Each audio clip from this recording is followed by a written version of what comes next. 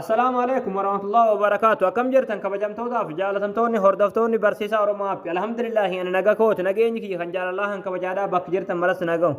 دعوتوتن كي فيديو أراك نكيستي وني نسم برسيسو حالا نما هردفو بربادن توكو نما كميجو هاتا هوتي سالبماتي هردفو دندسن إيسا كجرو إيسا كديما جرو نمني سن إيسا كجرو وان هند سارا چودا نما سن بك إني جرو بك إني ديم هندا هردفو دندسن نسم برسيس egaa nama kamuu haa ta'u jechuudha abbaa barbaadan tokko haala itti hordofuu is dandeessan jechuudha namni kun garam akka deeme garam eessa akka jiru yaani waan hunda saadhaa jechuudha bakka manni jiru qofaan isin jechaa jirammoo jawwaala isaa hordofuu osoo hin taane bakka namni kun deeme yookiin bakka namni kun jiru haala salphumatti nama san nama hordofuu barbaadan jechuudha hordofuu dandeessaniin isin barsiisa. Egaa daawwattootaan kiyya gama barumsaatiin darbuun duratti warroonni YouTube chaanaala keenya faarootaa tan baga nagaa dhuftan jechaa barumsa dabalataa argachuudhaaf chaanaala keenya subscribe godhachuun dirqamadha.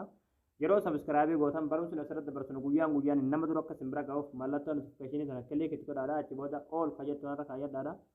Barumsi keenya yoo isinitti tolee isin gammachiise viidiyoo keenya like share gootanii namoota baay'ee biraan ga'uun dirqamadha. Egaa gamanummaan hanga barumsaa isin dabarsaa hanga xumura viidiyoo fiyetti obsaan afaana turaan hordofaa isiniin jedha.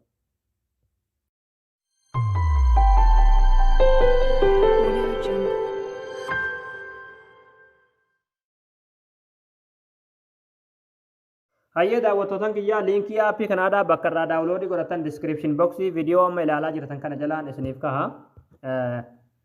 aappii isin barbaachisa jechuudha. Qastii kanarratti kilik gootaniiti liinkii as jala argattu liinkii kanarratti kilik gootaniiti irra galtanii aappii daawuloodii godhatan jechuudha. Liinkii irratti kilik ni gootanii achi booda haala kanaan websaayitii kanarra isin fida. Achi booda barreeffama kanaas faayidaa aappii kanaadhaa asumarraan dubbifachaa gaddeemtu jechuudha. Achi booda asirra gaddeemtaniituma haala kanaan gaddeemtanii suuta asirra gaddeemtaniituma aappii as jalaa daawulood godhattu jechuudha. Kunoo asirratti daawulood kan jennu jira kan qalama diimaadhaan barraa'e jechuudha. Daawuloodii kanarratti kilik goota. Achi booda haala kanaan laatuun pilaastoorota isin fida. Achi booda install godhatan. Hayyee daawwattootaan kiyyaa yeroo aappiin haala kanaan daawuloodii isiniif ta'e jechuudha. Open irratti kilik ni gootanii. Achi booda gama bitaatti akkana isin argiftu. Haala kanaan achi booda danii kilik gootu. Achi booda next kilik gootu. Achi booda ammallee settings kan kilik gootanii xeeyyama kanataniifi. Information isaa kana oonii godhuu qabdan jechuudha isinii galee. Achi booda asirratti give permission access kan jedhamu kilik gootu. Achi booda aappii kanaaf eeyyama kan ta'an jechuudha. Aappichi kanoo kana haala kanaan halluu gootanii raayitii kanatti bantu. Haala kanaan eeyyama kennuufii qabdan jechuudha isinii galee. Booda yeroo tokko of duuba deebitanii. Achi booda haala kanaan amma nuuf jira jechuudha. Asirratti as jalatti create kan jettu ni jirti irratti kilik gootu. Achi booda haala kanaan isinii fida. Raayitii kana lamman ni bantan jechuudha. Lamman raayitii itti guutu yookiin raayitii haala kanaan bifa lamman hin bantu. Gama lachuunuu jechuudha isinii galee. Yeroo haala kanaan gama lachuunuu bantan jechuudha. Achi booda asirratti jechuudha sanduuqa kana keessatti location jettanii barreessan jechuudha haala kanaan. Isinii galee. Qubee tokkollee osoo hin dogongorre haala kanaan ni barreessanii. Yeroo haala kanaan barreessan jechuudha wanti tokkollee waan isin irraa eegamu hin jiru. Dan kaja kana kilik gootan jechuudha isinii galee. Haala kanaan location kajettuun asitti isiniif teesse jechuudha. Egaa aappiin kun waa hedduudhaaf isin fayyada jechuudha. Fakkeenyaaf yoo akka tasaa jawwaalli keessan illee isin jalaa bada jechuudha. Karaa salphaa ta'een jawwaala keessan argachuu dandeessu jechuudha. Jawwaala keessan bakka itti bade alaatuulaan locationaan deemtanii jechuudha. Bakka inni jiru sanarra isin geessa jechuudha isinii galee. Yoo jawwaala keessan illee akka tasaa bade ittiin argachuu dandeessu jechuudha.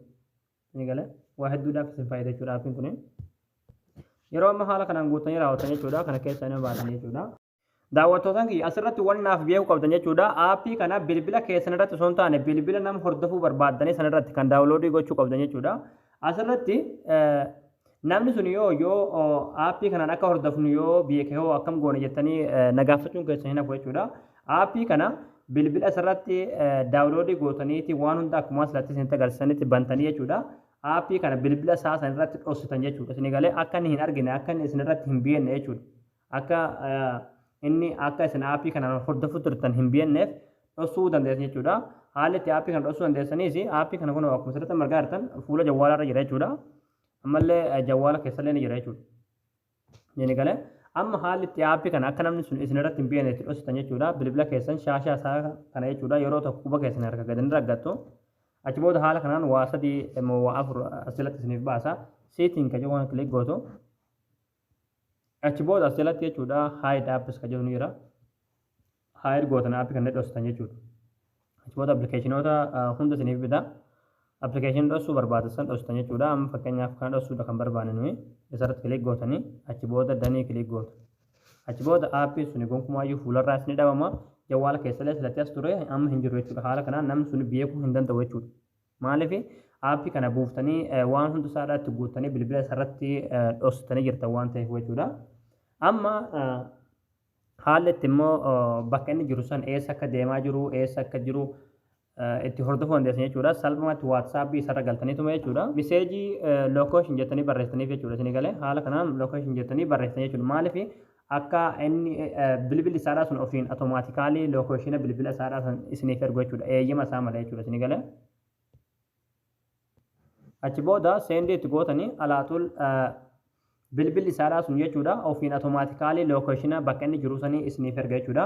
Achi booda lookeeshin san irratti dhootanii jechuudha. Bakka inni jiru san keessa deemtanii salphumatti beekuu dandeessan jechuudha. Hagam akka isinirraa fagaate eessa akka jiru waan hundi isaadhaa bakka inni jiru jechuudha. To'achuu dandeessan jechuudha. Isin galee egaa aappii hedduu tokko bareedaa ta'edha jechuudha.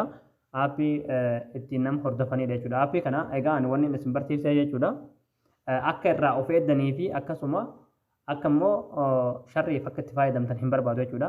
Namuma keessan tokko ittiin hordofuu barbaadan malee waan garagaraadhaa akka irratti hin dalanne jechuudha. Waan kan garagaraadhaa yoo irratti daladdan isinumatu itti gaafata malee anaa miti jechuudha. Ni galee namuma gartee keessan tokko ittiin hordofa malee waan hin tattaane akka waan kanaan hordoftanii nama garagaraadhaa hin hordofne jechuudha. Sharriif akka itti fayyadamtan hin barbaadu jechuudha. Egaa daawwattootaan kiyyaa isin galee jeetan abdii qabaa barnoonni keenya har'aadhaa asirratti raawwataa barumsa dabalataa argachuudhaaf viidiyoo keenya namni baay'een argee kan raafatamu laayik sheer gootanii namoota baay'ee biraan ga'uun kanaadha. Barumsa birootti naga walitti deebinutti waan hordoftaniif galatooma.